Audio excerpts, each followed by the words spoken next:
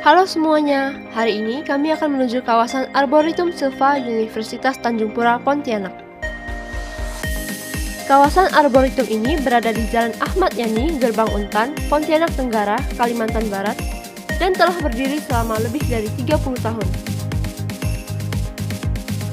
Kawasan ini merupakan tempat pemanfaatan sumber daya alam untuk mendukung sarana penelitian dan pendidikan, baik untuk tempat belajar, laboratorium, dan praktik lapangan. Hutan ini juga memiliki fungsi sebagai paru-paru kota dan memiliki daya tarik yang dikembangkan sebagai eco-forest. Di tempat ini terdapat hampir 1000 spesies flora dan fauna yang dikoleksi secara sengaja, seperti berbagai jenis bunga anggrek, serangga, amfibi, reptil, dan banyak lagi.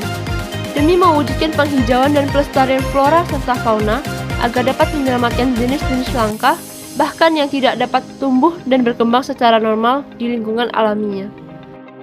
Contoh ancaman yang menyebabkan terjadinya kerusakan di lingkungan hutan kita bisa dibagi menjadi dua. Yang pertama dikarenakan faktor alam. Contohnya cuaca yang panas.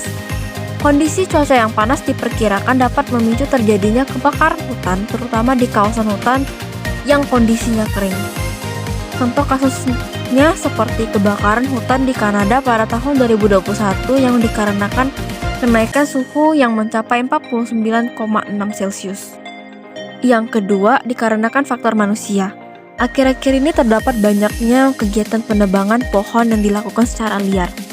Ini membuat tanah kehilangan kesuburannya yang dikarenakan nutrisi dalam tanah yang telah dibabat pohonnya menyerap sinar matahari yang banyak sehingga menjadi kering dan gersang. Selain itu, kegiatan penebangan ini juga mengakibatkan banjir, global warming, dan lain-lain.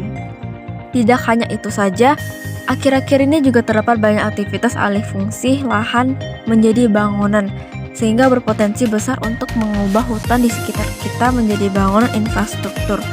Ini mengakibatkan cepat punahnya keanekaragaman hayati di sekitar kita. Nah, tentu saja ada solusinya dong. Yang pertama, kita dapat memantau cuaca secara terus-menerus agar membantu mengantisipasi kemungkinan terjadinya kebakaran hutan akibat cuaca yang panas. Kedua, kita dapat ikut dalam penanaman kembali pohon pada daerah yang telah rusak, sehingga membantu memulihkan ekosistem. Ketiga, kita dapat menegakkan hukum yang ketat terhadap aktivitas penebangan liar dan alih fungsi lahan menjadi bangunan. Dan terakhir, kita dapat membuat kampanye kesadaran lingkungan untuk memberitahu pentingnya menjaga hutan dan lingkungan kita melalui media sosial dan lain-lain, serta membangun arboretum yang bertujuan untuk menjaga makhluk hidup di sekitar kita. Sampai di sini penjelasan kita. Sebelum berakhir, kami terdapat beberapa kalimat yang ingin disampaikan untuk pelestarian alam kita semua. 自然孕育和维持着地球上的生命，就让我们也来关爱它的生命吧。 Respect for nature, reverence for life. Jadi mari lindungi lingkungan kita. Dimulai dari diri sendiri.